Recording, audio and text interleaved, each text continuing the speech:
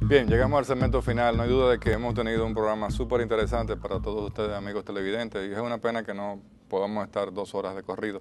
Hay mucho material y creo que la situación actual es apasionante, así que Luis Manuel, porque nos tiende a provocarnos en el sentido de las expectativas que uno tiene de lo que uno ha venido hablando durante años. Por ejemplo, hemos venido hablando durante años de una reforma fiscal integral y desafortunadamente no la tenemos hoy en día, porque lo que tenemos es una reforma tributaria.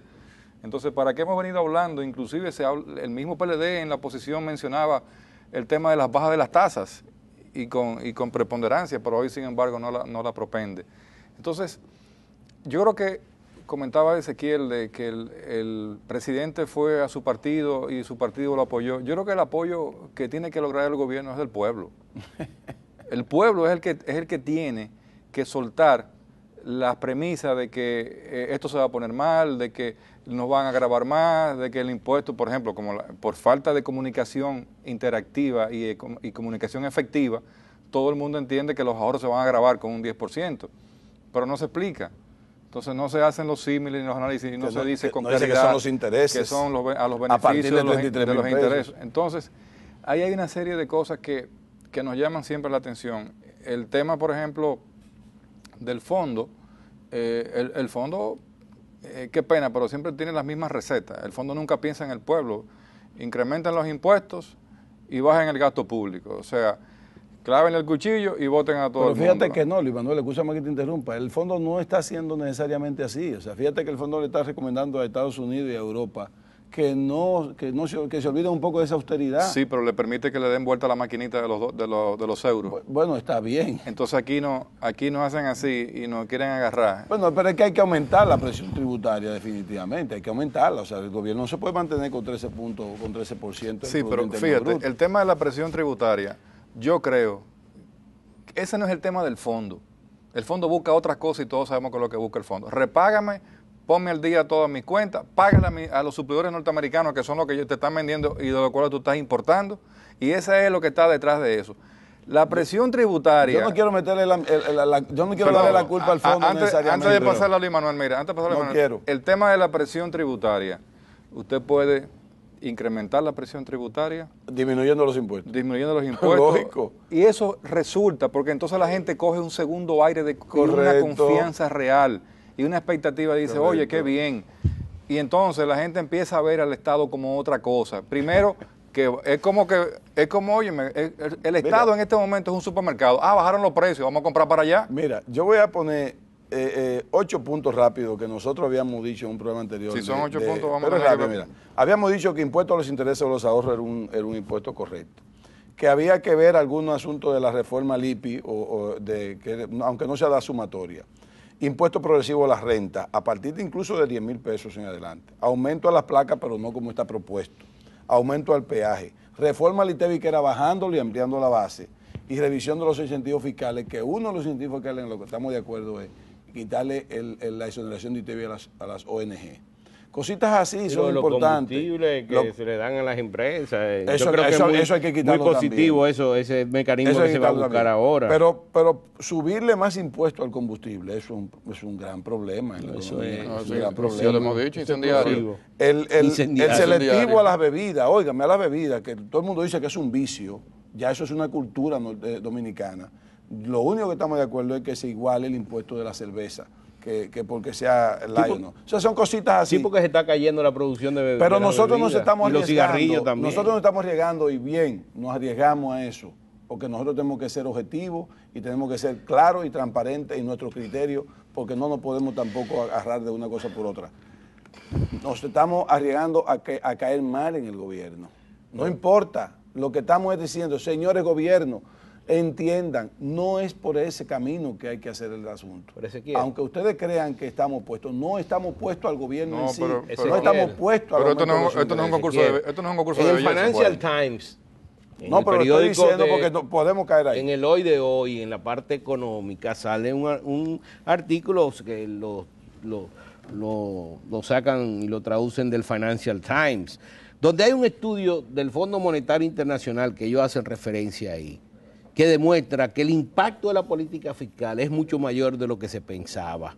O sea, que los procesos, que la aplicación de políticas de ajustes son más recesivas que lo que ellos tenían en el programa con relación a los objetivos que se estaban buscando de logro de ingresos fiscales y de logro de impacto sobre el Producto Interno Bruto.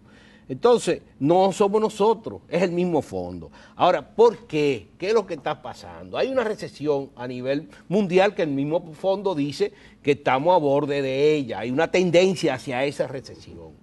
Entonces, el fondo, naturalmente, en vez de hacer una emisión de derechos especiales de giro y dársela a los países que no tienen capacidad de circulación monetaria a nivel mundial, como tienen los Estados Unidos, como tienen los europeos, como tiene Japón y como Alemania, como tiene el Reino Unido. Entonces, para darle a esos países liquidez de tal forma que puedan demandar bienes de la economía americana y de la economía europea. de eso se trata. Y puedan aumentar entonces la economía y el comercio mundial. Pero no, la aplicación de nosotros son programas de ajuste y para los países grandes no programas de ajuste. Al contrario, que no hayan políticas fiscales de ajuste. Sin embargo, ¿cómo responden esos programas de ajuste con ese libertinaje de papeleta? ¿Está todo igual o peor?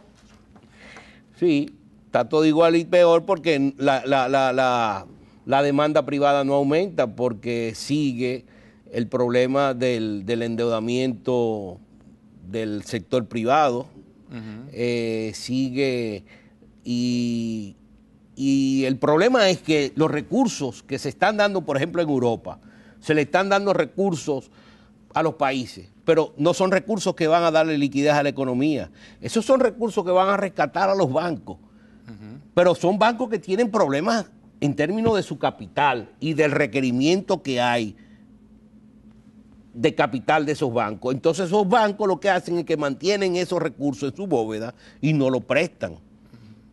Entonces, la expansión de liquidez del Banco Central Europeo es solamente para salvar a los bancos europeos, pero no le está dando liquidez a la economía y por eso es que tú ves que la tasa de desempleo sigue aumentando, que el producto sigue cayendo en economías como España y como Grecia.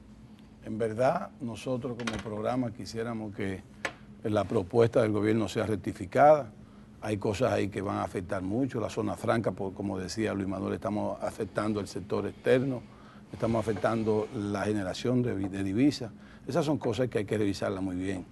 La economía no se puede en estos momentos hacer recesiva porque, reitero, crear desconfianza y crear incertidumbre es algo que no tiene reversa.